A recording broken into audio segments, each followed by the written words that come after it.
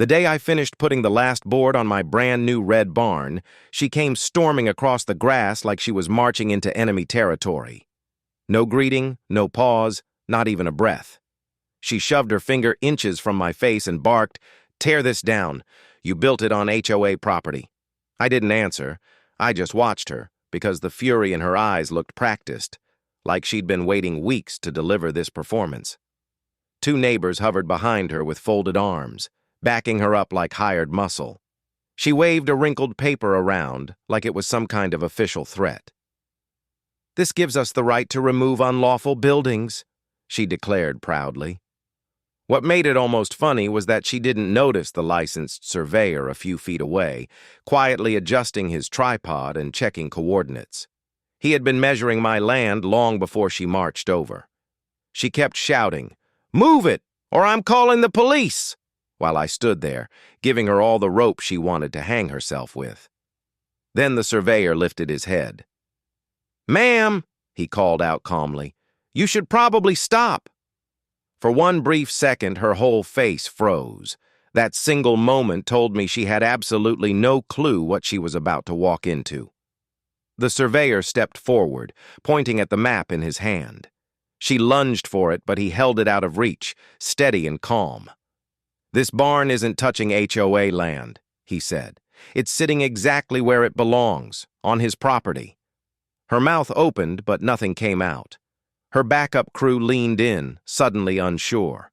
The confidence they'd arrived with faded instantly. She shook her head violently. "No, that's impossible. Our HOA owns this block.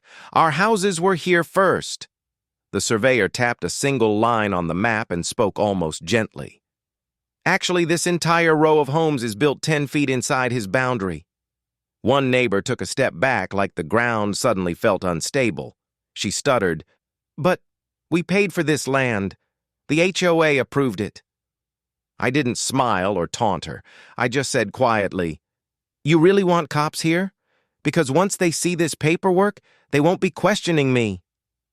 Her eyes widened like someone had yanked the world out from under her. She spun around and hurried toward her porch, whisper yelling into her phone.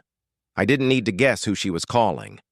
2 minutes later, she marched back with a forced grin that didn't match the fear in her eyes.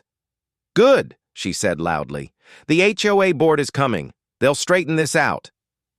But one of her neighbors muttered, "Karen, maybe we should talk to an actual attorney first." She snapped at him instantly. "No, he's lying. That map is fake. Everything here is ours." The surveyor didn't even look up from his equipment. He simply handed me another document. I recognized it immediately, my original land deed, the one I kept locked away for years.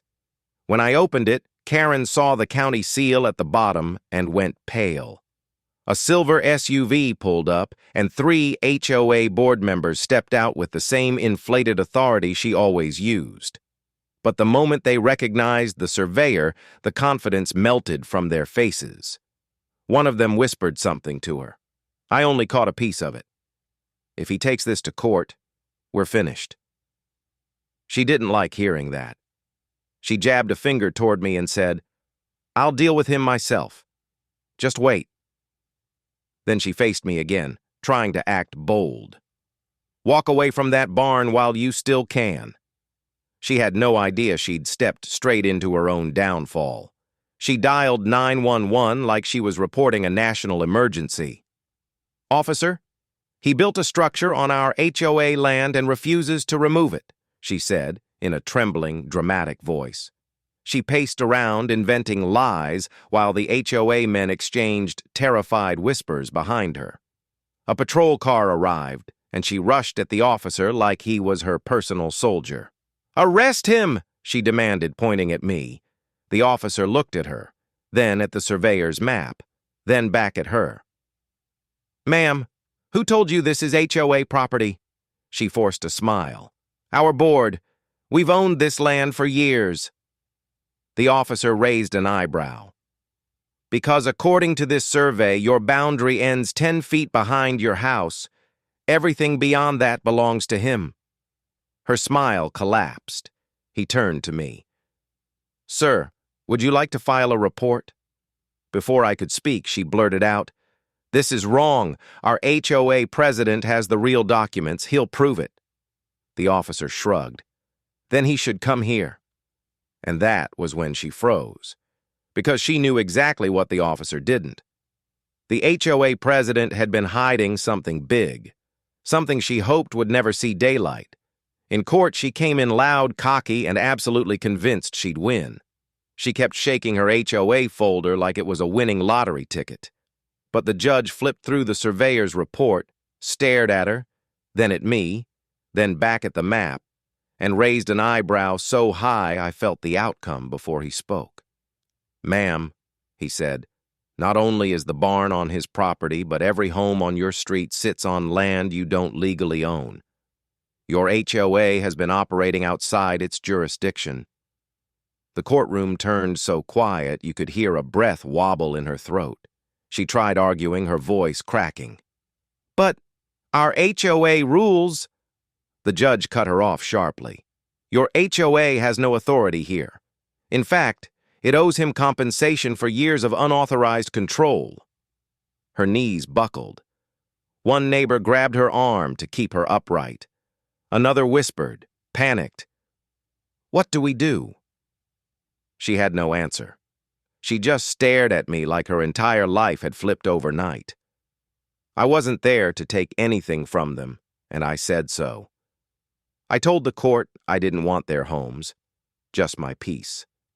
But the judge wasn't finished. He handed me the ruling.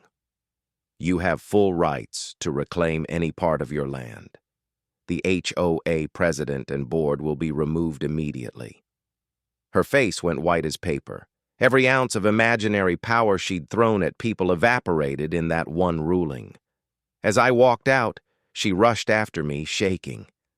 "Please," she begged, "don't take our houses. We didn't know." I looked her straight in the eyes. "I don't take what isn't mine. Maybe now you'll stop trying to take what isn't yours." Her folder slipped out of her hands and scattered across the floor, pages of fake rules suddenly worthless. Then the real officers, summoned by the court, walked right past me and escorted her away for filing false HOA notices. I headed home, locked the door of my new barn, stood on my porch, and breathed in the quiet air of land that finally felt like mine again. Not because I yelled louder, but because the truth hit harder than anything Karen ever tried to throw at me.